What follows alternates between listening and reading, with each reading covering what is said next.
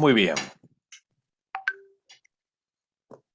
Estamos entonces retomando, mi hermano Luis, la doctrina de la angeología. Recordemos que angeología, la palabra logía, significa tratado, discurso, y angeología sería el tratado, el discurso, la enseñanza sobre los ángeles. ¿Recuerdas en el hebreo cómo es la palabra ángel?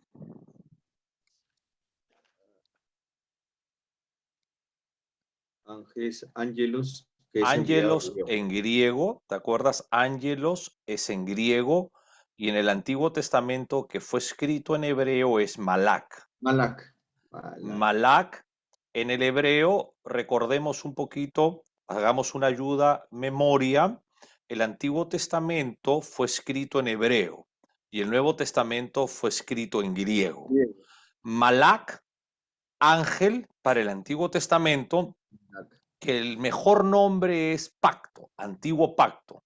Y para el nuevo pacto sería ángelos, que es en griego. Ahora, tanto Malak como ángelos significa mensajero Mensajero de de Dios. Dios. Entonces, no son mensajeros del hombre, son mensajeros de Dios. ¿Podríamos ordenarle a un ángel que lo haga?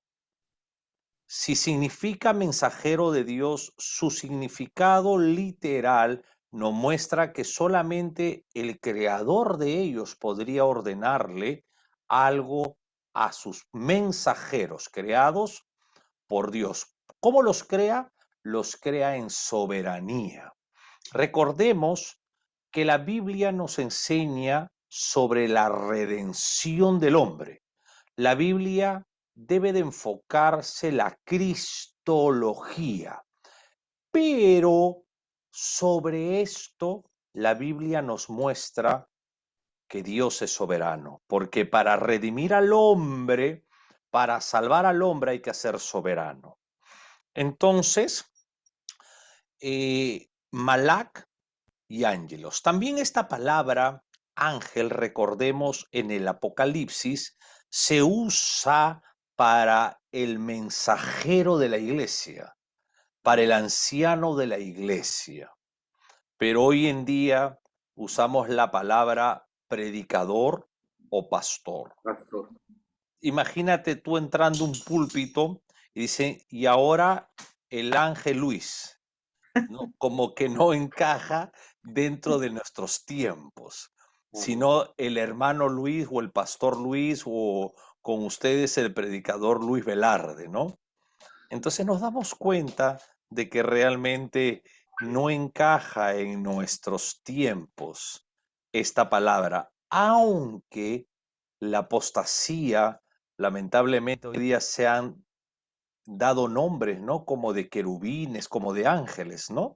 Como para sentirse ante otros más poderosos, ¿no? Y ese es el orgullo de estos falsos predicadores. Ahora, ahorita estamos viendo que los ángeles, ¿cuáles son las invisibles? A ver, estábamos estudiando, retrocedo un poquito, las cosas que hay en los cielos y las cosas que hay en la tierra, en la página número 30.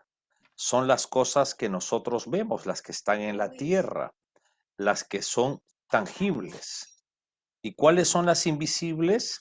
Sean tronos, sean dominios, sean principados, sean potestades. Acá nos está refiriendo a grupo, acá no está refiriéndose a grupos de ángeles, porque se podría interpretar grupos de ángeles tronos, grupos de ángeles de dominios, grupos de ángeles de principados o grupo de ángeles de potestades. Pero no, acá se refiere a trabajos específicos de grupos de ángeles que como mensajeros de Dios tienen que realizar.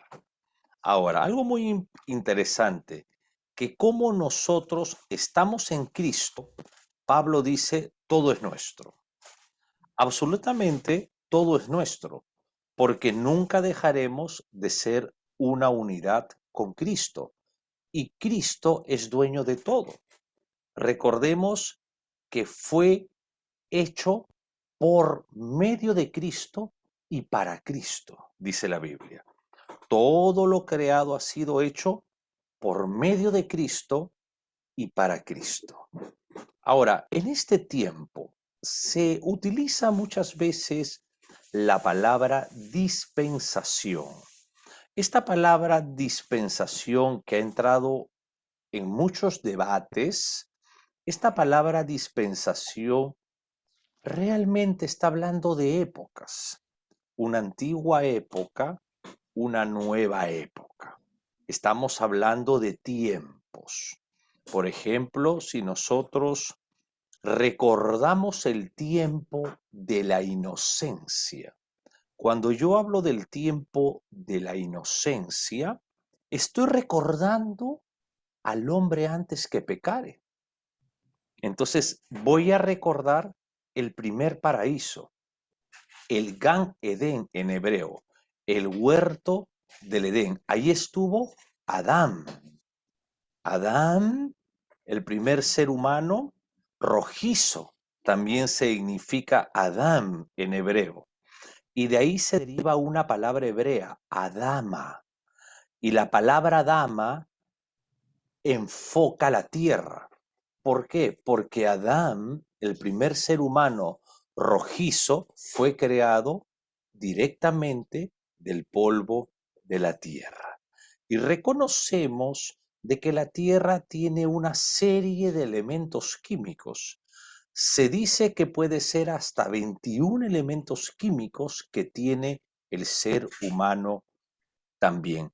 Y eso es lo interesante porque está demostrando disciplinas seculares que la Biblia entonces es verdad, porque la Biblia es palabra de Dios. Entonces, una época de la inocencia sería Adán y Eva antes de pecar. Esa sería un tiempo. Te das cuenta de que la Biblia nos enseña diferentes épocas, diferentes tiempos. A eso algunos grandes comentaristas y escritores de Biblia le han llamado dispensación. Algunos no creen en eso, pero más allá de esto, yo le tomo como la palabra época, una época de la inocencia, un tiempo de inocencia, una dispensación. Entonces, después que Adán y Eva pecaron, el Génesis 3 hacia adelante cambió la época, cambió el tiempo. Ya no sería el tiempo de la inocencia, sino estamos hablando de un tiempo que cambió la historia de la inocencia, ¿no? ¿A dónde? A un tiempo y a una época donde entró el pecado en el hombre y se desarrolló una historia de iniquidad, pero antes no existía. Si hablamos también, por ejemplo, el tiempo de la ley, hubo una época para la ley, ¿no? Hubo una época que Moisés, que escribió la ley, hablamos realmente que Moisés escribió el Pentateuco. ¿Te acuerdas qué significa la palabra Pentateuco? Son 5 libros, pero no me acuerdo el término. Un Así cajón, es. un cassette, Muchas gracias. Penta sabemos que es 5 en griego, ¿no? Pentateuco es verdad, nos estamos refiriendo a los primeros 5 libros de Así la es. Biblia, que sería Génesis, Éxodo, Levítico, Números y Deuteronomio. Pero Pentateuco es estuche de Estuche. 5 libros. Estaba confundiendo con cajita de 5 libros. Bueno, Bueno, tenemos algunas semanas que no hemos podido estudiar, pero mira, está grabado en tu corazón y esto pues te anima, te reanima nuevamente a endulzarte con la belleza de la palabra. Amén. Entonces, ahí vemos de que hubo otro tiempo, otra época, ¿no? La época de la ley. De ahí terminó esa época, ¿sí o no? Y de ahí el pueblo de Israel vive otro tiempo, ¿no? Vive otro tiempo que no fuese tiempo de esa generación de repente de que fue liberada de Egipto. Y así vemos que encontramos tiempos, épocas diferentes. Vemos que después de Malaquías pasaron unos 400 años y se abre en nuestra Biblia el nuevo pacto y aparece el Evangelio de Mateo. Entonces nos damos cuenta de que la Biblia nos muestra tiempos, nos muestra épocas, nos muestran, como algunos comentaristas han escrito, dispensaciones. Entonces, en esta época, todos los creyentes somos un cuerpo en Cristo. Esto es muy, pero muy importante. Cuando hablamos de creyentes que somos un cuerpo de Cristo, estamos hablando de la iglesia mundial, no la iglesia denominacional, no la iglesia del letrerito, no la iglesia de los hermanos con H mayúscula o los hermanos con H minúscula, algunos que se creen mejores que otros, no, sino de que estamos hablando de una sola iglesia, la iglesia del arrebatamiento, del griego harpazo, que significa sacar de golpe algo. Te cuento de que la Biblia ya ha tenido unos tipos de arrebatamiento. Y cuando yo he estudiado sobre el arrebatamiento, descubro 7 arrebatamientos. Por ejemplo, el primer arrebatado fue Enoc. Dice que él fue el traspuesto con cuerpo y todo. Él fue sacado de esta tierra con cuerpo. Otro fue Elías. Dice que vinieron unos carros del cielo y se los llevaron con cuerpo y todo. Así va a ser el arrebatamiento. ¿Te das cuenta? El propio Jesús fue arrebatado, ¿no? Él ascendió con cuerpo y todo. Felipe fue arrebatado. Dice que él fue arrebatado a otra ciudad. Él estaba en una ciudad, recordemos con este el eunuco, ¿no? Con este eunuco, y dice que después de haberlo metido al agua, fue sacado, arrebatado por el Espíritu Santo. Entonces encontramos una serie de arrebatamientos. Por ejemplo, también nosotros vamos a ser arrebatados. La iglesia dice que Pablo fue arrebatado al tercer cielo. Él mismo lo dice. Y de ahí los 2 testigos finales también van a ser arrebatados. Ellos van a morir, van a resucitar y después van a ser arrebatados con cuerpo y todo. Entonces, el arrebatamiento descrito en Corintios y en Primera de Tesalonicenses capítulo 4 es algo real, es algo verdadero, es algo que ha sucedido, pero no dice que fue arrebatado, pero que ha sucedido porque ya sabemos lo que significa esta palabra griega harpazo y lo que va a pasar. Entonces, la iglesia está vinculada con el heredero. La herencia es nuestra porque estamos en Cristo. Ahora, ¿cuándo fueron creados los ángeles? Job. Job en el capítulo 38, versículos 6 y 7 dice, ¿sobre qué están fundadas las bases? ¿O quién puso su piedra angular? Acá hay una pregunta que se realiza de una manera soberana. ¿Sobre qué están fundadas las bases? Bueno, déjame decirte que algunos han creído entre diferentes teorías que unos elefantes agarraban la tierra.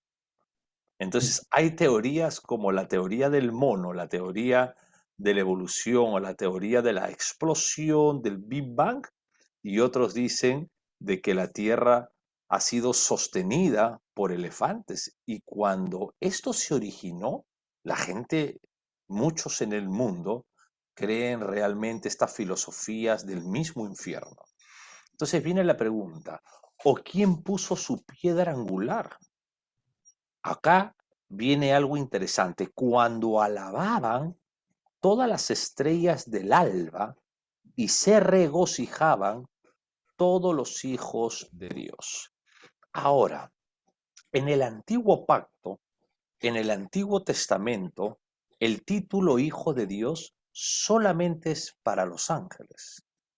Pero en el Nuevo Testamento, en el Nuevo Pacto, el título Hijo de Dios es para todos aquellos que han nacido de nuevo, para todos aquellos que han sido trasladados del reino de las tinieblas al reino de la luz de Jesús el ungido.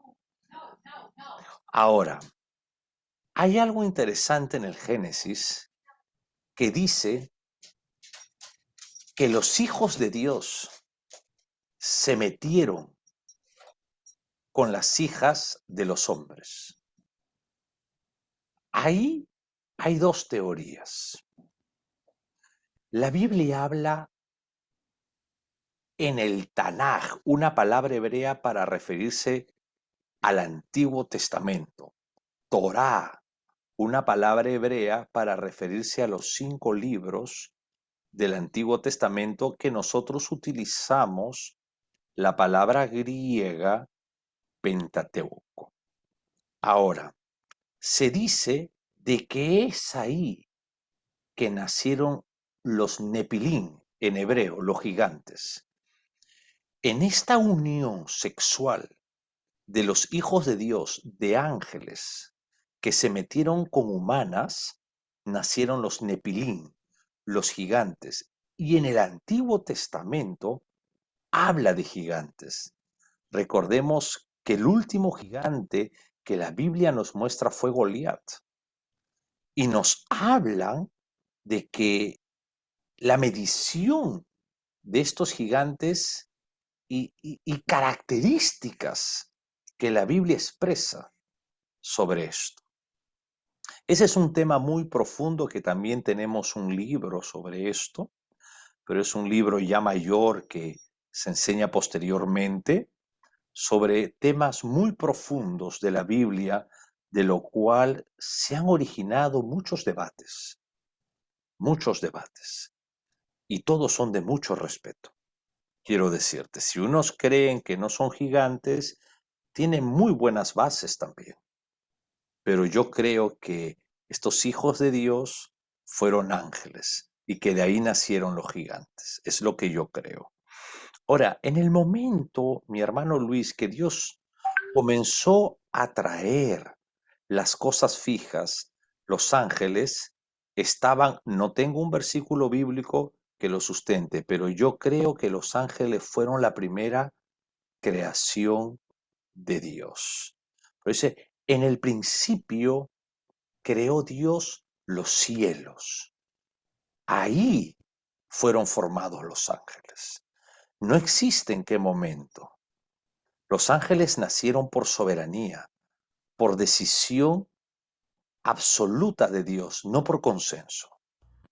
Cuando Dios creó al hombre, lo hizo por consenso. Por eso dice, hagamos al hombre a nuestra imagen, conforme a nuestra semejanza. Esta palabra que expresa pluralidad dice hagamos. ¿Qué está hablando ahí? De consenso.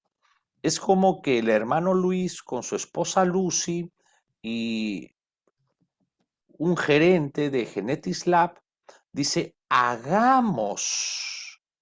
Se pone de acuerdo un consenso, un grupo de personas en plural. Algo interesante.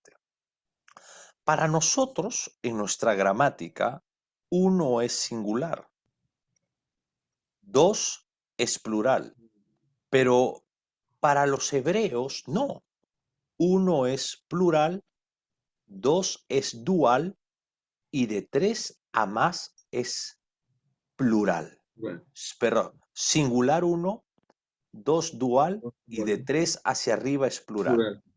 Entonces, para los hebreos que no entendían la Trinidad, la palabra hagamos es plural. Nosotros ahora que ya tenemos el Nuevo Testamento, el canon de las Escrituras completas, conocemos abiertamente que este Dios uno es trinitario. Entonces, ahora yo puedo decir que hagamos, puedo yo entender una pluralidad de majestuosidad. Pero ojo, no es correcto agarrar esta palabra hagamos para enseñar sobre la Trinidad, porque no la enseña, porque hay que ver el tiempo en que Moisés lo escribió y cómo este Dios soberano se expresaba y desarrollaba en el hombre su revelación. Hay muchos versículos en el Nuevo Testamento muy ampliamente que muestran la Trinidad de Dios.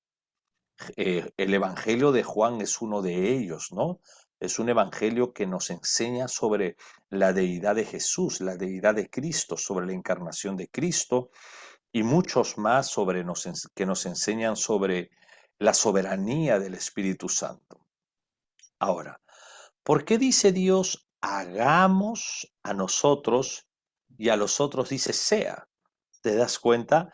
Hagamos al hombre a nuestra imagen y la semejanza. ¿A qué se refiere imagen y semejanza? Dios, mi hermano Luis, es un Dios moral y Dios creó al hombre con una imagen moral. Todo ser humano, mi hermano Luis, es una persona moral. Todo ser humano. Pero el pecado que ha hecho ensuciar esa moralidad. Entonces, cuando uno nace de nuevo, ahí uno ingresa a esa doctrina del nuevo nacimiento.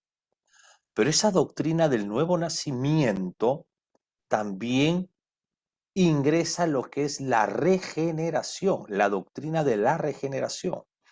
¿Qué significa? De que todo nacido de nuevo está en un proceso de regenerarse. ¿Cómo nos regeneramos? A través de la palabra y a través del poder del Espíritu Santo. La palabra nos limpia esa suciedad que nuestro propio pecado lo ha ensuciado. Ahora, si Dios es un Dios moral, todo individuo que tiene la imagen de Dios en la creación, entonces tiene una responsabilidad individual ante Dios. Usted tiene una responsabilidad individual, sus hijos tienen una responsabilidad individual ante Dios. Y eso es muy importante saberlo, que cada persona de nuestra familia es un ser moral e independiente que rendirá cuentas a Dios. Nosotros podemos muchas veces querer de que las personas que están cerca a nosotros se salven, pero cada uno tiene realmente una responsabilidad propia. Entonces, en primera instancia, la imagen de Dios en el hombre es la moral. ¿Y la semejanza qué sería? La semejanza, algunos han dicho, somos como Dios. Bueno, primeramente Dios es un ser incorpóreo, un Dios que no tiene este cuerpo tangible, este cuerpo físico. Dios es creador y nosotros somos creación. La semejanza es una delegación que el creador le da al hombre de autoridad. Todo ser humano, mi hermano Luis, tiene una autoridad delegada por el creador. ¿Para qué?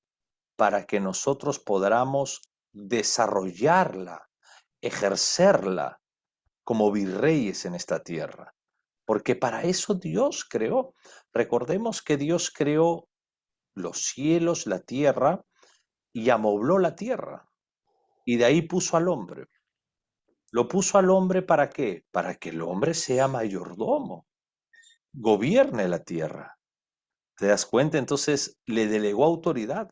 Es por eso que los animales obedecían a Adán, porque tenía autoridad delegada. Ahora, usted y yo tenemos autoridad. Si usted ahorita da una orden en su casa, le obedece. ¿Te das cuenta? Porque tenemos autoridad. De una u otra manera, todos estamos relacionados con esta semejanza que Dios nos ha dado. ¿Alguna pregunta hasta ahí? Está bien. Perfecto. Bueno, Ahora, el reformador, se le llamó reformador a este hombre al cual Dios usó llamado Martín Lutero. Se le llamó el reformador. Bueno, algunos dicen que no se le debe de llamar reformador porque él no reformó nada, sino que la palabra le dio el entendimiento, Dios lo guió para poder eh, defender la justificación por fe ante un gobierno del Vaticano que manejaba el mundo con las indulgencias. Ahí es cuando aparece un hombre llamado Juan Texel. Juan Texel fue la persona que el Vaticano en aquel tiempo utilizaba para robarle el dinero a las personas con las indulgencias. ¿Qué decían? Que si usted daba más dinero o daba sus tierras, el alma de sus difuntos iba a salir del infierno. A ellos, bueno, le pusieron ese nombre de purgatorio, y ahí aparecen pues estas doctrinas de lo cual nosotros la conocemos en la mal llamada Iglesia de Dios, ¿no? Y de ahí pues Martín Lutero, por supuesto, recibió esa iluminación de Dios y Dios lo usó para poder desmantelar y abrir un camino en un momento de oscuridad que la iglesia pasaba. Entonces le llamaron reformador porque se levantó con autoridad y se reformó, no nada bíblico, ¿ah? No reformó nada de la Biblia, porque la Biblia, el canon de las escrituras está cerrada. No hay nada que reformar en la Biblia, sino que reformó aquellos tiempos, lo que el catolicismo, lo que el reino de las tinieblas había, ¿cómo se dice?, opacado, haciendo creer que lo que el Vaticano enseñaba era lo correcto, de una manera muy, muy, muy radical. Y él, a los atributos de Dios que hemos estado estudiando en la fe cristiana, que son 21 que hemos desarrollado en nuestra escuela de teología bíblica, estos 21 atributos, Martín Lutero los divide en atributos comunicables e incomunicables. Por ejemplo, Dios es un Dios de amor y usted tiene amor. Entonces, él dice de que el atributo del amor, Dios lo ha comunicado al hombre. Dios, por ejemplo, es omnisciente. Es un atributo incomunicable, porque usted y yo no somos omniscientes. Entonces, hay teólogos que dividieron en dos lo que es esto y otros solamente le llaman atributos. Pero siempre en la academia es importante nosotros poder conocer todo. Ahora, por tanto, acá estamos acá. Luego Dios va a comunicar al hombre la imagen y semejanza. Bueno, sigo acá. Dios le va a dar al hombre la capacidad de decisión. Eso tiene que ver con su naturaleza. Le va a dar la capacidad de amar, lo que te estaba hablando, atributos comunicables, eso tiene que ver con su naturaleza. Ahora, ¿cuál es el modo de la creación de los ángeles? ¿Cuál es el modo? Salmo 148, versículo 2, el salmista dice, alabadle, vosotros sus ángeles, alabadle porque todos sus ejércitos, vosotros todos sus ejércitos. Entonces, primeramente, ¿cuál es el modo de la creación? Ahí vemos de que uno es para alabar a Dios. Recordemos que Satanás, antes de caer, se le llamó, tenía el título como primer ángel creado, querubín. Este título querubín que nos enseña la Biblia que significa máximo protector. Ojo, Dios es soberana, no necesita que ningún ángel proteja. Mira, si todos los ángeles se juntaran contra Dios, no podrían, porque son seres creados. Pero Dios lo hizo así, porque Él es soberano. Entonces, alababan y alaban a Dios. Un área, una característica de los ángeles es que lo alaban, es que lo adoran. Entonces Dios es un Dios de alabanza. Dios es un Dios de adoración. Y eso es importante nosotros lograr entenderlo, que si los ángeles lo alaban, si los ángeles lo adoran, nosotros también tenemos que hacerlo. Es importante aprender a alabar, es importante aprender a adorar. O sea, alabadle vosotros todos sus ángeles. Allá hay una característica, allá hay una función. Vosotros todos sus ejércitos. Entonces, Dios tiene ejércitos de ángeles. Este es algo que a mí me impacta, porque si yo creo en Dios, yo debo de creer en la Biblia. Yo debo de aplicar la Biblia de forma literal en mi vida. Todos sus ángeles, los ángeles son de Dios y Dios lo creó por decreto sea. Ahí, si nosotros como decreto sea, ahí estamos hablando de un Dios soberano. Él no se expresó todavía hasta el Génesis 1:26, cuando él dice, hagamos al hombre. Pero en el Génesis 1, en el capítulo 1 hacia adelante, cuando él comienza a crear, él no lo dice en consenso, como diciendo, hagamos los cielos y la tierra, hagamos la separación, no, sino él dice, sea. Esa palabra sea es algo extraordinario, porque esa es la voz del Hijo.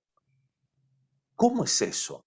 Dice la Biblia en el Nuevo Testamento que Dios realizó la creación por medio del Hijo y para el Hijo. Por lo tanto, el que dijo sea, esa autoridad que el Padre le da es al Hijo. Entonces, la mente creadora es el Padre. El Hijo da la autoridad en su palabra y el Espíritu Santo es la parte operativa de esta palabra. Por eso dice, en el principio creó Dios los cielos y la tierra.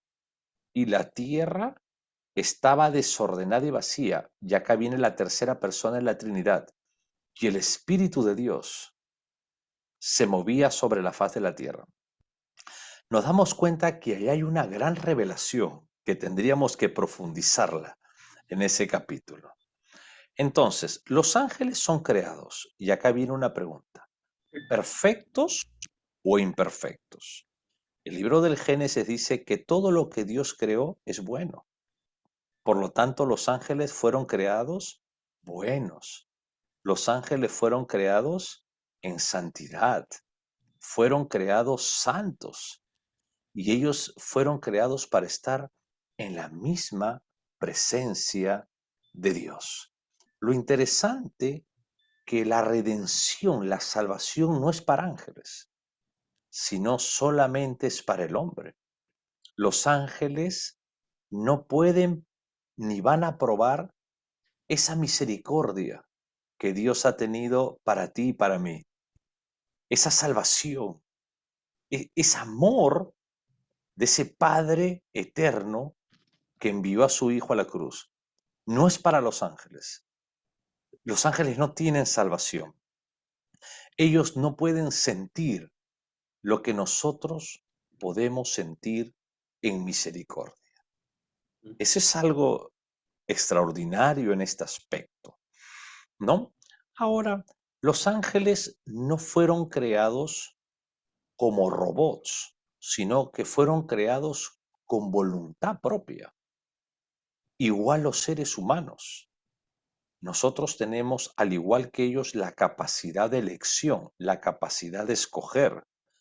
Y dice que la cuarta parte, una gran cantidad de ángeles con esa capacidad de escoger, de elección, de libertad que Dios le dio para que le obedezcan al soberano, para que amen al soberano, decidieron dejar al soberano después de haber visto tanta gloria para irse con Satanás. Entonces ahí nos muestra que ellos tienen capacidad de elección. Y para estar terminando, dice, los hombres hemos sido creados muchos después de los ángeles, y los ángeles tuvieron un privilegio temporal de poder adorar a Dios por más tiempo que el hombre. Si nos damos cuenta, si fueron creados en el versículo 1, cuando dice los cielos, de ahí nosotros somos creados en el versículo 26, hagamos al hombre a nuestra imagen, conforme a nuestra semejanza. Los hombres hemos sido creados mucho después que los ángeles. Y Job 38, versículo 7 dice, cuando alababan todas las estrellas del alba y se regocijaban todos los hijos de Dios, cuando alababan todas las estrellas del alba y Y se regocijaban. Mira qué todo, lindo, los hijos de Dios, o sea, los ángeles, no nosotros. En el Antiguo Testamento, vuelvo a repetir que este título solamente es para ángeles. Si ellos se regocijan, si ellos lo alaban, ¿qué más tú y yo? Él busca que nosotros nos regocijemos en su presencia. Él busca que nosotros lo alabemos en su presencia. Amén. amén. ¿Alguna pregunta hasta ahí? Con respecto a la alabanza, Ujú. definitivamente la alabanza para Dios, y este es un tema controversial con las diferentes organizaciones o iglesias o diferentes doctrinas supuestamente creadas. Eh, Unos pueden, dice que alabar a Dios implica solamente hacer algo solemne, que no tiene ningún, no tienes que tener ningún gesto de mover o de moverte, de poder alabarle así sin, solamente expresando con tu voz nada más la alabanza a Dios. Otros ya son al extremo, vuelta ya hasta, son bailarines, ya están bailando en la iglesia, o sea, esta forma de alabar a nivel de ángeles este, es de una forma ceremonial o tiene que ver también con las actitudes humanas. Ok, gracias por tu pregunta. Primeramente, nosotros no somos ángeles, ¿no? Nosotros no somos ángeles. Nosotros tenemos una naturaleza pecaminosa, los ángeles no, para comenzar. De ahí lo que debemos de darnos cuenta de que sí hay una teología bíblica sobre la alabanza y encontramos desde el Antiguo Testamento que alababan a Dios. Aún habla de salterio, claro, no estamos hablando de una guitarra eléctrica porque no existía. Sí, estamos hablando de panderetas, estamos hablando de que batir las manos, dicen los salmos, para alabar. Pero quiero decirte algo, todo extremo en todo lo que hagamos en la vida es malo, todo extremo. Es por eso que nosotros podemos ver a nuestros hermanos bautistas y nuestros hermanos pentecostales. Vemos hermanos bautistas que aman mucho a Dios, entran a una casa de oración y se sientan. Y ahí están nada más, amén, gloria a Dios, no dicen nada, amén cada largo tiempo y nada más. Oran sentado, tienen una manera de hacerlo así. Hay otros hermanos bautistas que ahora tienen un grupo de adoración y tienen un grupo de alabanza moderada. Vamos a tomarlo de esa manera, esa palabra moderada, ¿no? Y los hermanos bautistas se levantan y tú los ves abatiendo la mano, ¿no? Los ves abatiendo la mano. Vemos a hermanos pentecostales, hablo de hermanos, no estoy hablando de los que no son hermanos, ¿no? Porque en ambos lados está infiltrado el enemigo. Vemos hermanos pentecostales de que alaban al Señor y adoran al Señor, y vemos a otros que realmente se han salido también de lo que es correcto. Ahora, Dios es santo, Por lo tanto, hay que adorarlo y hay que alabarlo con santidad, con santidad. Yo personalmente he conocido las iglesias bautistas desde bebé. Desde bebé mi abuela me llevaba a una iglesia bautista. No significa que yo nací en una cuna cristiana y seguí mi vida cristiana, no. No, no. He estado muchos años en el mundo, muy perdido, realmente. ¿Ok? Pero sí pisé desde muy niño una iglesia bautista por mi abuela y en algún momento de mi adolescencia pisé lo que se llama la iglesia pentecostal, ¿no? Yo realmente, personalmente, yo alabo a Dios, nuestro ministerio alaba a Dios. Tenemos un coro, tenemos panderetas y nos gozamos realmente y yo siento la hermosa presencia de Dios en nuestra alabanza. Eh, He tratado de cuidar la alabanza de la mejor manera porque Dios es santo. Por lo tanto, yo no puedo hacer movimientos carnales, no puedo hacer movimientos ni las hermanas lasciviosas, que no, si ellas quieren alabar, ellas tienen que alabarlo de una manera que sus cuerpos no se exhiban, para que realmente no sea algo que llame la atención. Eso es uno. Por otro lado, la música, la letra, tiene que ser letras bíblicas, mayormente. O sea, alabanzas que tengan, por ejemplo, nosotros cantamos, prometiste regresar. Hablamos que prometiste regresar y tenemos alabanzas que tienen letras bíblicas y las adoraciones también. Yo no puedo cerrar cómo el Señor a mí me llenó también de su presencia, adorando y alabando al Señor. Ha sido parte de mi crecimiento, pero tratamos como ministerio de manejarlo para que no se salga de control. Hay otras personas que no lo hacen de esa manera, que no lo hacen. Si yo tendría que juzgar quién está bien, pero déjame decirte que a mí la Biblia me enseña a alabar a Dios.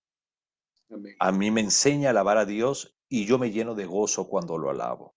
Si mis hermanos bautistas, porque hay diferentes clases de bautistas, no quieren alabarlo, algunos, bueno, no voy a juzgar eso, pero yo me quedo alabando al Señor porque yo siento mucho gozo en mi corazón y he visto a las hermanas en la alabanza aún mejorar sus actitudes, vivir una vida más agradable a Dios en el aspecto de que se han llenado de gozo, se han sacado su tristeza. He visto muchas experiencias realmente y también alabanzas de guerra, ¿no? El alabanza de guerra, pues le llamo así, ¿no? Una alabanza de guerra, de repente con unos sonidos de chofares. eh, no estoy hablando de desorden. No, cuando uno habla de alabanza, yo no hablo de desorden en ningún momento, sino que Claro. estoy hablando de alabar al Señor. Yo respeto al que no lo quiere hacer, pero que no me incomode a mí que yo lo hago. Ahora, que de ahí que me voy a parar a hacer un escándalo, porque hay de todo, se paran hasta en las sillas. Para mí esas cosas pues son estupideces. ¿Te das cuenta? Son idioteces de llamar la atención. Pero yo mismo, cuando vienen las alabanzas que a mí me gustan, mi corazón quiere alabarlo con mucha alegría, con mucho gozo y punto.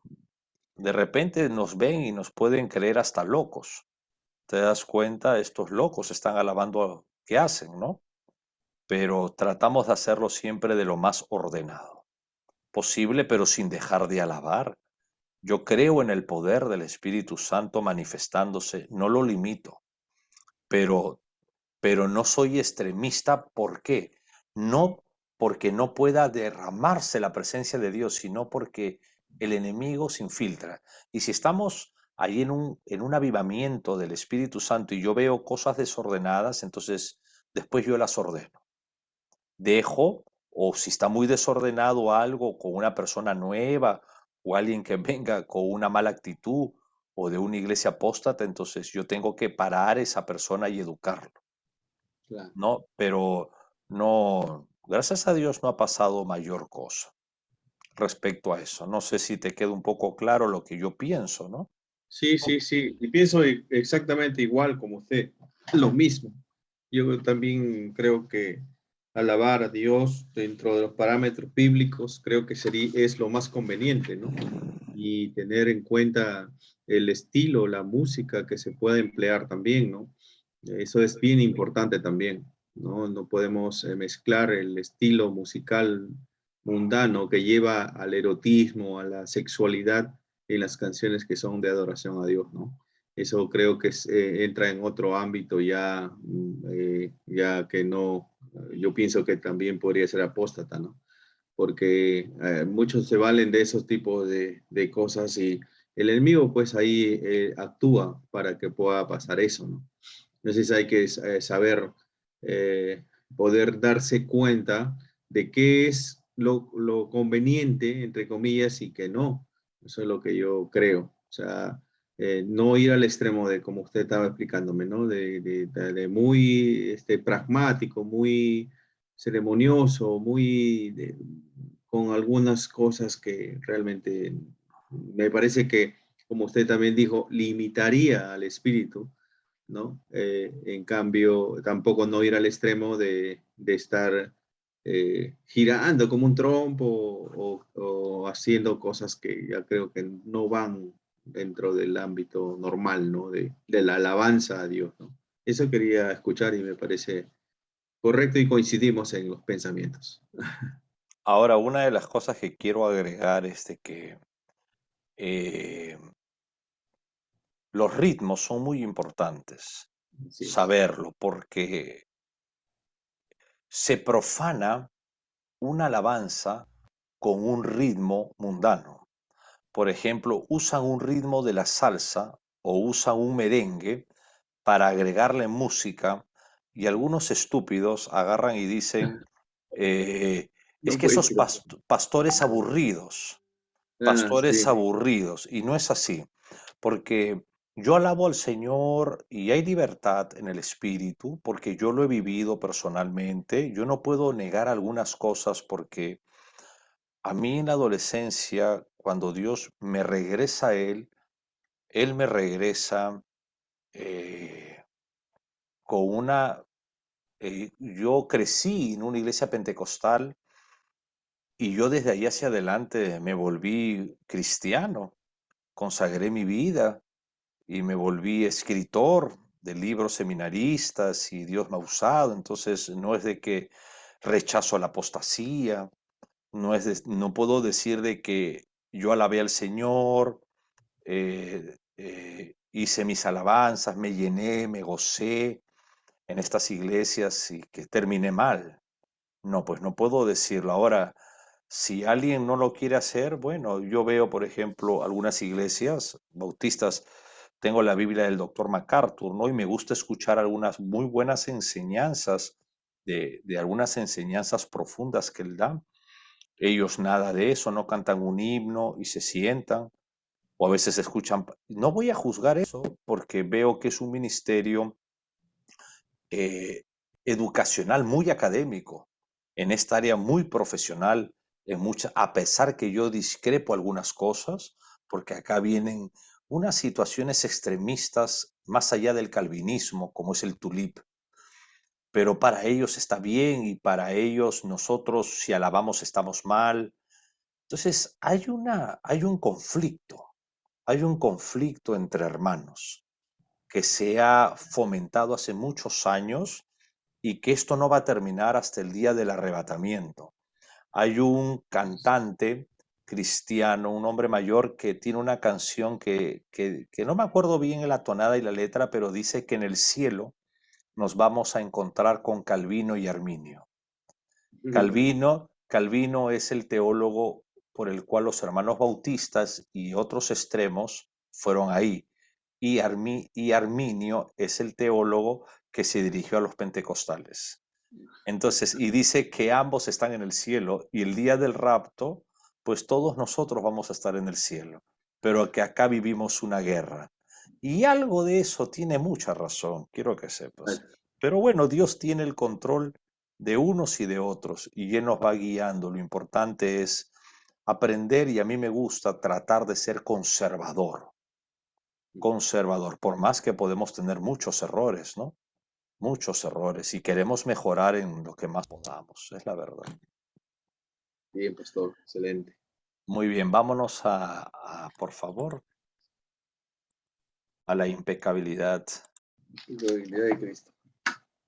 de Cristo. Ya lo voy a abrir.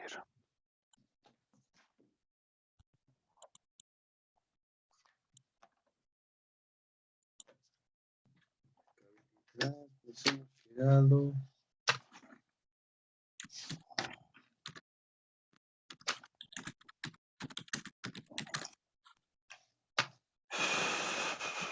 ¿En qué página nos quedamos, mi hermano Luis? 29. ¿Cuál? 29. Excelente. Este libro lo vamos a acabar, si Dios nos ayuda, un mes y medio más o 2 meses. Poquito, ¿no? Estamos casi a la mitad ya.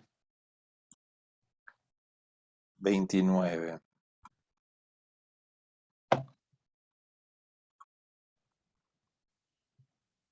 ¿Cómo te sientes de haber retomado la escuela, las clases? Y muy bien. Es siempre es confortante, ¿no? Porque uno va aprendiendo más y va eh, ampliando más el conocimiento. Es bien importante. Sí, a veces es también por las cuestiones que no se han podido, pero este, lo importante es que estamos retomando nuevamente el camino.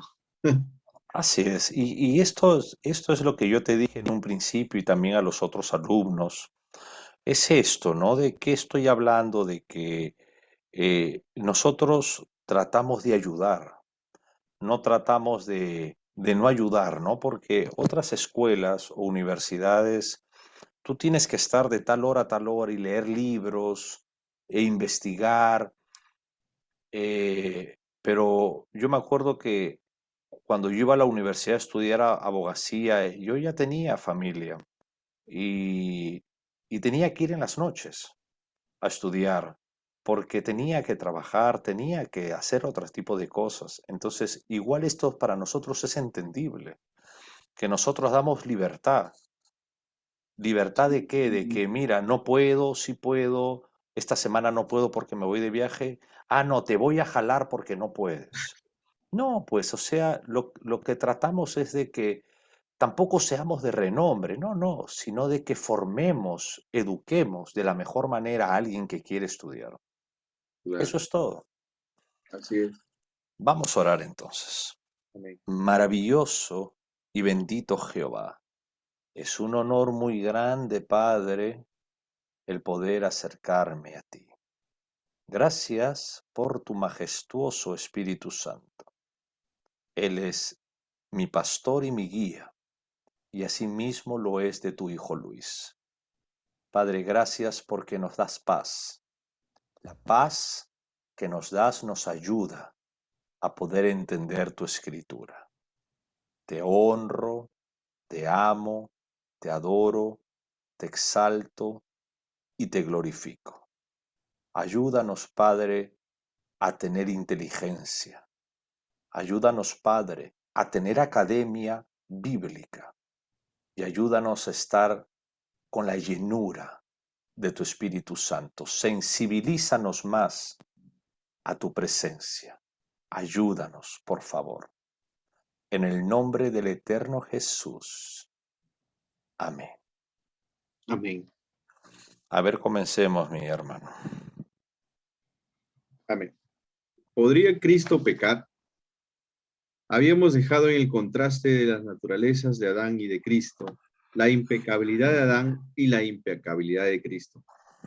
¿Existió una diferencia cualitativa sobre la humanidad de Adán y la de Cristo? Adán fue creado a la imagen y semejanza de Dios, pero él no era Dios manifestado en carne como lo fue Cristo. El nacimiento de Jesucristo fue la encarnación de la segunda persona de la Trinidad. Amén. Juan 1:1 dice, en el principio era el verbo, y el verbo era con Dios, y el verbo era Dios.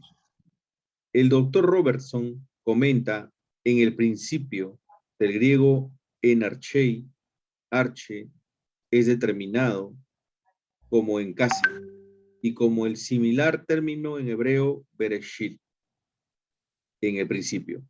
Génesis 1:1. Pero dentro del comentario griego de Robertson, comenta el doctor Westcott, Juan lleva nuestros pensamientos más allá del comienzo de la creación en el tiempo hasta la eternidad. No tuvo comienzo, sino que existía desde toda la eternidad. Juan 1:14 dice, y aquel verbo fue hecho carne y habitó entre nosotros y vimos su gloria, gloria como del unigénito del Padre, lleno de gracia y verdad. De modo que aquí vemos que la divina persona asumió un cuerpo humano cuando el verbo fue hecho carne. Asumió características humanas, pero reteniendo su deidad. Amén. Continúa. Ujú. El verbo era con Dios. Aquí vemos que tenía una personalidad separada y distinta, y el verbo era Dios. No solo moraba con Dios, sino que él mismo era Dios. Cuando la Biblia dice que Dios estaba en Cristo, no significa que Dios se convirtió en hombre, sino que Dios se unió al hombre. Amén. Segundo de Corintios 5:19, que Dios estaba en Cristo reconciliando consigo al mundo, no tomándoles en cuenta a los hombres sus pecados, y nos encargó a nosotros la palabra de reconciliación. La impecabilidad no dependía simplemente de su voluntad, sino que formaba parte de su misma deidad, del hecho de que Cristo es Dios. Cristo es impecable en un sentido único, en el sentido de que ningún ser creado puede ser calificado como impecable, incluyendo los ángeles, quienes mantuvieron su primer estado. Cada ser creado tiene la posibilidad de ser tentado, solo que Jesucristo está fuera de la posibilidad de la tentación. La razón es que el Dios creador y Dios es el único ser que no puede ser tentado. Santiago 1:13 dice, cuando alguno es tentado, no diga que es tentado de parte de Dios, porque Dios no puede ser tentado por el mal, ni él tienta a nadie. Jesucristo, el Dios hombre, la deidad permaneció siendo deidad en toda su perfección. Ahora, observemos la unidad eterna con el Padre y el Hijo. Y este es un aspecto muy importante en las enseñanzas de las Escrituras. Jesús dijo a los judíos, Juan 5:19, respondió entonces Jesús y les dijo, de cierto os digo, no puede el Hijo hacer nada por sí, no puede el Hijo hacer nada por sí mismo, sino lo que ve hacer el Padre, porque todo lo que el Padre hace, también lo hace el Hijo igualmente. Existe una relación íntima entre el Padre y el Hijo, lo cual hace imposible que el Hijo haga algo que el Padre no pueda hacer. Son una misma persona en propósito y en obrar. En este pasaje de Juan 5:19, Jesús no está diciendo que tenga menos poder que el Padre y que pueda solo limitar al Padre. Lo que está diciendo que entre las personas de la deidad es imposible que una de ellas actúe sin la otra. Las tres, Te acuerdas de eso? Perdón que te corte. Esto no es difícil entenderlo, pero ¿te acuerdas de esto? sí, Una sola esencia, esencia ¿no? en tres Un solo personas. Dios en tres personas, Sí. individuales, mas no independientes. Amén. Independientes serían esto. Así Acá es. están en la misma esencia. A veces son una misma persona en propósito y en obrar. Amén. Jesús no está diciendo que tenga menos poder que el Padre y que pueda solo imitar al Padre. Lo que está diciendo que entre las personas de la deidad es imposible que una de ellas actúe sin la otra. ¿Por qué? Porque tienen la misma esencia. Esencia. Ok, Amén. sigue, por favor. Sin Cristo no es Dios. Si Cristo no es Dios, entonces el Padre no es Dios. Si Cristo fuera blasfemo, como dicen sus enemigos, entonces el Padre también sería blasfemo. Yo pregunto, ¿quiénes son sus enemigos? Todos aquellos que rechacen la verdad escritural como los testigos de Jehová, los mormones, etc. Jesús dijo literalmente que el Hijo no puede hacer nada por sí mismo. En otras palabras, lo que él hace, lo hace con el Padre. Jesús dijo en Juan 10:30, yo y el Padre somos uno. El doctor Robertson comenta, hallamos que la palabra uno del versículo, yo y el Padre uno somos, viene del griego gen o en. Yo y el Padre uno somos, que significa neutro. Se está refiriendo a una misma esencia o naturaleza. Amados santos, Cristo afirmaba ante los judíos ser Dios. Existen tres maneras por las cuales Dios hizo seres humanos sin ajustarse a las leyes naturales. Cuando él hizo a Adán, lo hizo sin la intervención del hombre y ni la mujer. Cuando él hizo a Eva, lo hizo sin intervención de la mujer. Y cuando engendró a Jesús, lo hizo sin intervención del hombre. Amén. Yo y el Padre somos uno. La interpretación que los judíos dieron a esto es la misma que él quiso que tuvieran, es decir, que Él es Dios. De manera que si el Hijo pudiera pecar, entonces el Padre también. Pero como Dios no puede ser tentado por el mal, de acuerdo a Santiago 1:13, entonces ninguna de las tres personas de la deidad pueden ser tentadas por el mal. Yo pregunto, ¿por qué no pecó Cristo? La respuesta bíblica es 1 de Juan 3:5. Y sabéis que Él apareció para quitar nuestros pecados y no hay pecado en Él. Este versículo dice que nosotros somos pecadores. Ahora no somos pecadores por cometer pecado, sino que cometemos pecado porque somos pecadores. Y esto es porque el principio del pecado es parte de nosotros y tenemos la naturaleza pecaminosa. Sí. El principio de pecado entró en el mundo, lo dice. Lo dice Romanos 5:12. Por tanto, como el pecado entró en el mundo por un hombre y por el pecado la muerte, así la muerte pasó a todos los hombres por cuanto todos pecaron. Primera de Juan 1:8 dice, si decimos que no tenemos pecado, nos engañamos a nosotros mismos y la verdad no está en nosotros. Vamos a leer nuevamente Juan 3:5. Y sabéis que Él apareció para quitar nuestros pecados y no hay pecado en Él. Mira lo que dice, en Cristo no hay pecado. Esta palabra pecado en singular se refiere en el original al principio de pecado o naturaleza pecadora. El principio de pecado nunca fue parte de la humanidad de Cristo. Nosotros somos concebidos y nacemos de padres que tienen la naturaleza pecadora. A esto se refería David en el Salmo 51:5. He aquí, en maldad he sido formado y en pecado me concibió mi madre. Querida iglesia, Jesús fue concebido por el Espíritu Santo, por lo tanto, era perfecto en santidad y justicia. Acá hay Mateo 1. algo, perdón, acá hay algo importante. El salmista David, que si tú lees los salmos, David tuvo una gran orquesta. En otras palabras, él alababa al Señor y seguramente hasta con vueltas. Te lo aseguro, porque ese sí, ese estaba loco por Dios. Te das cuenta, él no le importaba ni su esposa que la miraba amargo desde el palacio. Te das cuenta, y si tú lees, dice que él tenía una gran orquesta. Entonces, desde ahí, pues, están los principios de la alabanza, ¿no? Pero como todo, ya sabemos que hay que hacerlo, pues, medido de la mejor manera para Dios. Ahora él dice, he aquí, en maldad he sido formado y en pecado me concibió mi madre. Claro, los teólogos liberales utilizan esta expresión, en pecado me concibió mi madre, para poder expresar y sobre todo para llevar esta expresión a pecado, a lascivia, a pecado dentro de la iglesia. Vamos a ponerlo en ese enfoque. Acá no está hablando de que la mamá de David hubiera sido una persona que había pecado directamente contra Dios, sino que la formación que él tuvo, esa naturaleza caída de su madre y su padre, entonces él fue concebido y ya desde el vientre de su madre, él ya era pecador. Eso es interesante, ¿no? Porque eso nos da una amplitud realmente, ¿no? Por eso dice, mis ojos vieron mi embrión, ¿no? Expresando de que él ya desde adentro, él ya tenía ese conocimiento de Dios. Por lo tanto, ahí aniquila también ese pensamiento diabólico del aborto, diciendo, ¿no?, de que internamente ya existe la vida, ya existe la vida, ¿no? Entonces nos damos cuenta de que es muy amplio esto. Continúa.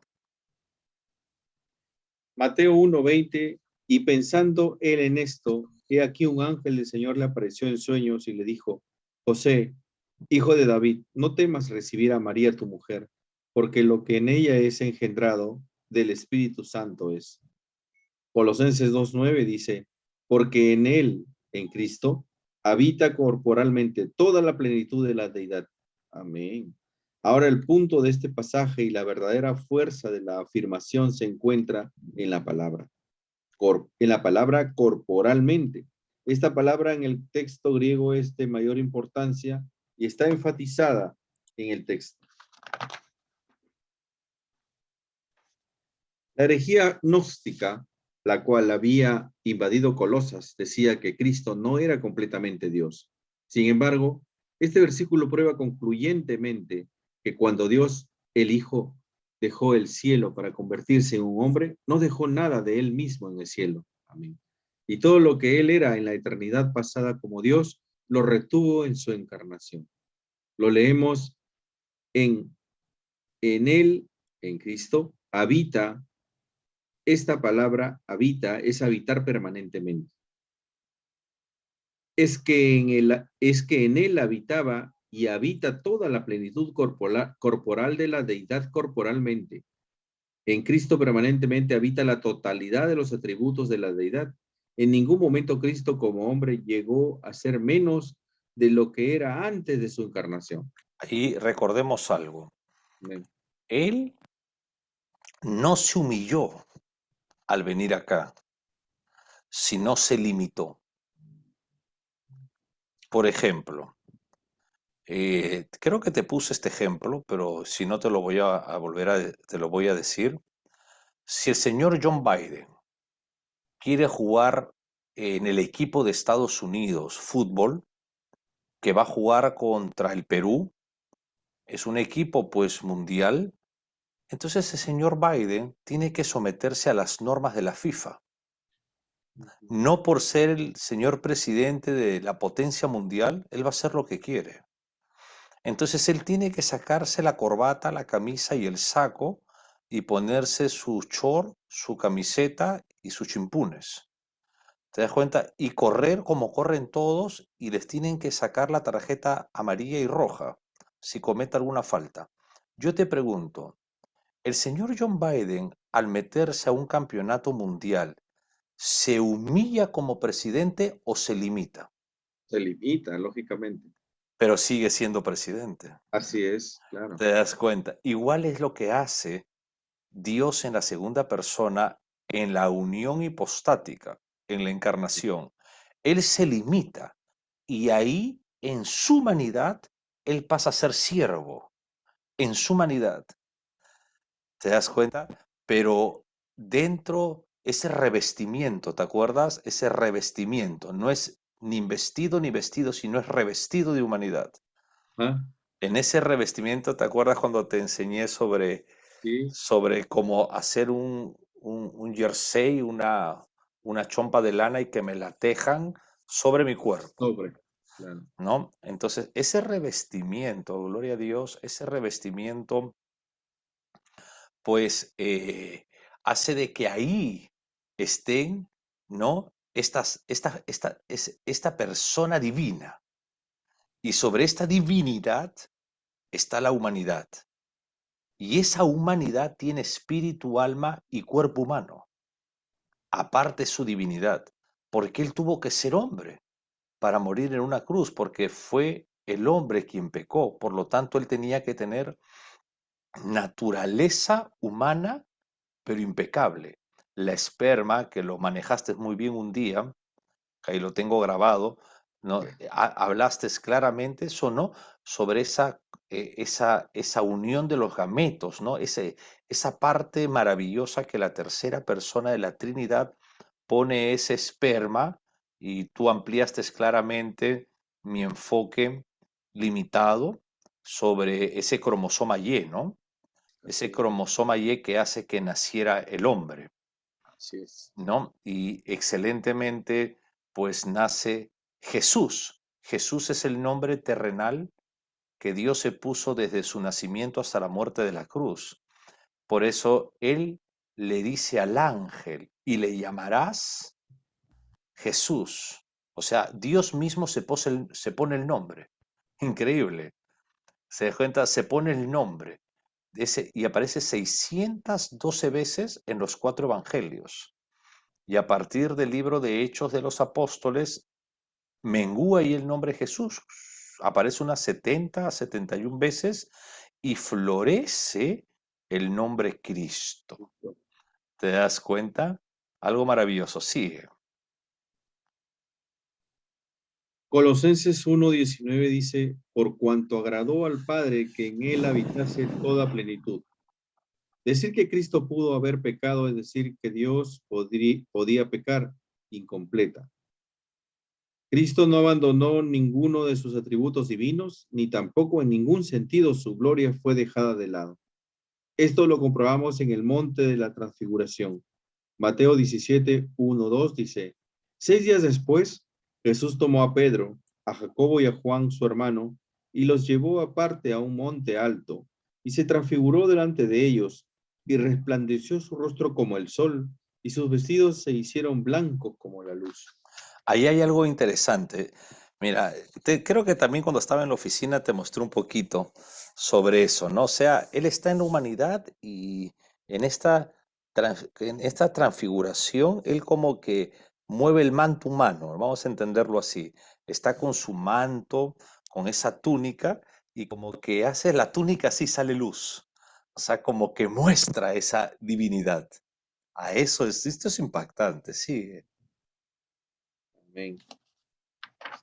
El doctor Robertson comenta, Jesús tomó a Pedro, a Jacobo y a Juan, su hermano. Estos 3 discípulos constituyen el grupo nuclear, los que han mostrado un mayor entendimiento de Jesús. Se transfiguró ante ellos, del griego metamorfole en prosen auton. El término empleado es el mismo que el de metamorfosis de la mitología pagana. La idea comunicada es la de cambio, meta de forma, morfe, metamorfe. En realidad presenta la esencia de una cosa como separada de la shema. En Romanos 12:2, donde Pablo emplea ambos verbos, que dice, Sanche, ¿qué? Sunche Matitsur. Ahora mira acá, vamos por partes, déjame un ratito acá. Es como nosotros, mira, nosotros cuando somos trasladados del reino de las tinieblas al reino de la luz y entramos en esa regeneración, es como que vivimos una metamorfosis. ¿Por qué?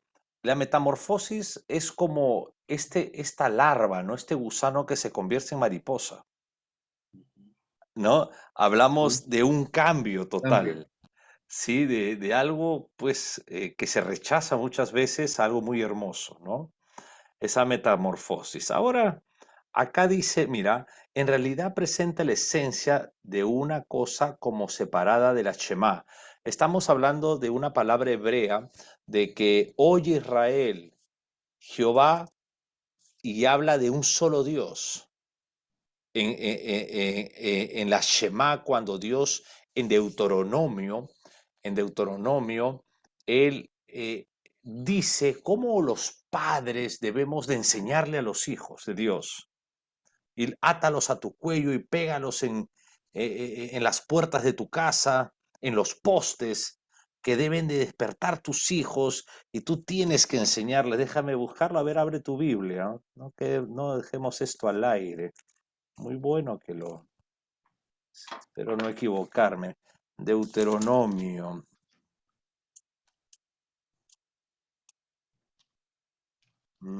Sí, aquí está, el gran mandamiento. Capítulo 6. Estos pues son los mandamientos, estatutos y decretos que Jehová vuestro Dios mandó que os enseñase para que los pongáis por la obra en la tierra, a la cual pasáis vosotros para tomarla, para que temáis a Jehová tu Dios, guardando todos tus estatutos y tus mandamientos que yo te mando, tu hijo y el hijo de tu hijo, todos los días de tu vida, para que tus días sean prolongados. Oye pues, oh Israel, y cuida de ponerlos por obra, para que te vaya bien en la tierra que fluye leche y miel, y os multipliques como te ha dicho Jehová, el Dios de tus padres. Oye Israel, Jehová nuestro Dios, Jehová va, uno es, y acá es, mira, en realidad presenta la esencia de una cosa como separada de la Shema, de un solo Dios. ¿Te das cuenta? Porque ahí estamos viendo en esa transfiguración que Jesús hombre se transfigura y muestra. Acá está mostrando una, una deidad del Dios vivo, de un solo Dios, ¿no? En ese caso, la segunda persona muestra su divinidad. ¿Te das cuenta? La palabra Trinidad en sí no existe en la Biblia, pero las características son muy abiertas para mostrarnos, para enseñarnos que el Dios al cual se revela como un solo Dios es un Dios trinitario. ¿Sí? Amén. Ahora dice acá, en realidad Romanos 12:2, donde Pablo emplea ambos verbos, sun sheman tiseche, no os adaptéis, sí, y metamorfouste, ser transformados por medio de la renovación de vuestra mente. Amén. Ok, continúa un poco más. Los falsos apóstoles de 2 Corintios 11, 13, 15 son descritos por Metashematisomai. El doctor Vine, comenta, transfigurar del griego metamorfo, cambiar en forma, meta, implicando cambio, y morfe, forma. El doctor McDonald comenta, Pedro, Jacobo y Juan, que parecen haber ocupado un puesto de esencial proximidad al Señor, tuvieron el privilegio de verlo transfigurado. Su gloria había estado velada en un cuerpo de carne, pero ahora su rostro y sus vestiduras se volvieron radiantes como el sol, como una luz resplandeciente, una manifestación visible de su deidad, así como la nube de gloria o Shekinah en el Antiguo Testamento simbolizaba la presencia de Dios. La escena fue una visión anticipada de cómo será el Señor cuando regrese a establecer su reino. No volverá a aparecer como cordero del sacrificio, sino como león de la tribu de Judá. Seguimos. También lo leemos en Hebreos 2:14. Así que por cuanto los hijos participaron de carne y sangre, es decir, Cristo participó de carne y sangre, él también participó de lo mismo para destruir por medio de la muerte al que tenía el imperio de la muerte. Esto es el diablo. Aquí tenemos al Verbo eterno convirtiéndose en carne. Carne y sangre están juntas no menos de 5 veces en el Nuevo Testamento y siempre se usan con respecto al cuerpo humano. Encontrarás estas palabras en Mateo 16:17, 1 Corintios 15:50, Gálatas 1:16 y Efesios 6:12. Aquí en Hebreos 2:14 se nos dice que nuestro Señor voluntariamente vino del cielo para convertirse en hombre, un hombre de carne y hueso. En este versículo hay una diferencia en dos palabras griegas que se utilizan aquí y que no debemos de pasarlas por alto. La palabra participante se refiere a dos o más personas que comparten en común o igualmente una con la otra. Nosotros que somos los hijos en este pasaje, los hijos participaron, no tenemos opción de lo que compartimos. Por lo tanto, nos comprometemos en ser participantes de la naturaleza pecaminosa de Adán, pero este no era el caso del Señor Jesucristo. Él tenía otra opción. Él era y es impecable. El otro significado de la palabra participar es elegir una porción del total. Como vemos, nosotros no teníamos opción. Nos convertíamos en participantes de toda la naturaleza humana con un pecado y corrupción. Por otro lado, el Señor Jesús tomó parte de nuestra humanidad. ¿Qué parte tomó? Tomó la carne y la sangre, las cuales no tenían el virus del pecado. Estoy más que seguro que el soberano Espíritu Santo guardó la doctrina de la impecabilidad de Cristo en la elección de las dos palabras diferentes que encontramos en Hebreos 2:14. El doctor Robertson comenta sobre Hebreos 2:14. Han tenido en común una carne y una sangre. Otra versión, del griego que koinoneken, jaimatos kaisarkos. Yo sé que parece un poco chino, ¿no? Sí. Como un plato nuevo en un chifa, pero es griego.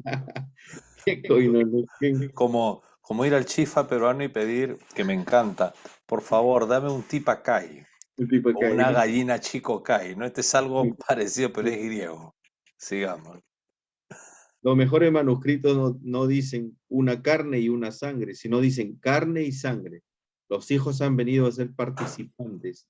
La palabra participantes viene del griego koinoneo. Por medio de la muerte, su propia muerte, Cristo quebrantó el poder kratos del diablo sobre su muerte. La muerte es el reino del diablo por cuanto es el autor del pecado. La muerte como muerte no forma parte del orden divino. El doctor McDonald comenta, muchos piensan que fue vergonzosa la humillación del Hijo del Hombre, pero hay que considerar importantes bendiciones. La primera es la destrucción de Satanás. ¿Cómo sucedió? Había un sentido especial en el que Dios dio a sus hijos a Cristo para que los santificase, salvase y emancipase, por cuanto esos hijos tenían naturaleza humana. El Señor Jesús asumió un cuerpo de carne y sangre, dejó de lado la manifestación externa de su deidad. 2. Él destruyó a aquel que tenía el imperio de la muerte, esto es, al diablo. Aquí destruir significa perder bienestar y no perder el ser. Significa anular o anonadar. Satanás sigue oponiéndose activamente a los propósitos de Dios en el mundo, pero en la cruz recibió una herida de muerte. Satanás sabe que le queda poco tiempo y su sentencia es firme. Satanás es un enemigo derrotado. ¿En qué sentido tenía el diablo el imperio de la muerte? Probablemente el principal sentido en el que tiene este poder es en el de demandar la muerte. Fue por Satanás que entró el pecado en el mundo al principio. La santidad de Dios decretaba la muerte de todos los que habían pecado, de modo que en su papel de adversario el diablo podía demandar que se pagase la pena. En las tierras paganas se ve su poder también en la capacidad de sus agentes, los brujos, para lanzar maldiciones sobre una persona y esa persona muera sin causa natural. No existe preferencia o referencia escritural de que el diablo puede infligir la muerte de un creyente sin el permiso de Dios. Job 2:6. En el Antiguo Testamento 4, Enoc y Elías fueron llevados al cielo sin pasar por la muerte. Es indudable que ello fue porque como creyentes se les contó como habiéndose muerto en la muerte aún futura de Cristo. Cuando Cristo venga para recoger a su iglesia, todos los creyentes vivos irán al cielo sin morir y también escaparán de la muerte porque la santidad de Dios quedó satisfecha acerca de ellos en la muerte de Cristo. Amén. 5. El Cristo resucitado tiene ahora las llaves de la muerte y el Hades. Apocalipsis 1:18 dice, y el que vivo y estuve muerto, mas he aquí que vivo por los siglos de los siglos. Amén. Y tengo la llave de la muerte y del Hades. Es decir, tiene autoridad absoluta sobre la luna, sobre la una y Y el el otro. otro. Sí. El comentarista Matthew Henry comenta Hebreos 2:14. En los versículos 10 y 13, el autor sagrado ha expresado la identificación del Salvador con los salvos, llamándolos respectivamente el que santifica y los santificados, con lo que corresponde al tema y al fondo hebraico de la epístola. Pues tal como los sacerdotes y levitas fueron santificados para Dios, es decir, apartados para su sagrado servicio, así también lo son en la esfera espiritual aquellos que se allegan a Dios por medio de Jesucristo. Jesucristo, al compartir la misma naturaleza humana débil y mortal, sangre y carne, al morir en sacrificio de expiación como nuestro sustituto. Hasta aquí el comentarista. Jesús se identificó con la humanidad, pero solo en un sentido limitado. Él dijo al Padre, en Hebreo 10:5, por lo cual entrando en el mundo dice, sacrificio y ofrenda no quisiste, mas me prestaste cuerpo. Me preparaste. Me preparaste cuerpo. Dios había planeado y preparado un cuerpo para su Hijo, no por medio de las llamadas leyes naturales de la procreación, sino por el poder sobrenatural de la tercera persona de la Trinidad. El Espíritu Santo preparó ese cuerpo, por lo tanto, de ninguna manera podía estar sujeto a la depravación, corrupción, ni tentación que acontecieron a nuestra naturaleza. Siendo Dios, Cristo era perfecto en santidad y justicia, y por lo tanto Cristo no podía pecar. Hebreos 4:15, porque no tenemos un sumo sacerdote que no pueda compadecerse de nuestras debilidades, sino uno que fue tentado en todo, según nuestra semejanza, pero sin pecado. Existe un grupo que piensa que Cristo pudo haber pecado e intentan sostener su punto de vista con este texto de Hebreos. Este grupo de personas dice lo siguiente: Él fue tentado en todos los sentidos igual que nosotros, pero no es lo que dice el versículo. Observemos nuevamente, porque no tenemos un sumo sacerdote que no pueda compadecerse de nuestras debilidades, sino uno que fue tentado en todo según nuestra semejanza, pero sin pecado. Fue tentado en todo según nuestra semejanza, pero sin pecado. Si nosotros emitimos la frase sin pecado, perdemos el verdadero significado del versículo. La frase pero sin pecado significa literalmente apartado del pecado. Simplemente significa que no hay conexión con el pecado, una ausencia total de pecado. ¿En qué punto Cristo fue tentado como nosotros?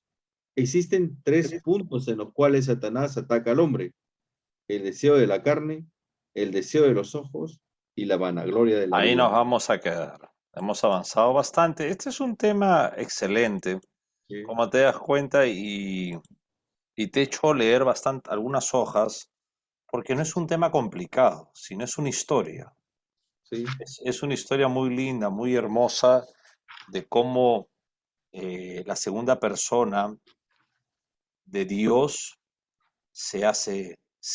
¿no? Se es revestido de humanidad.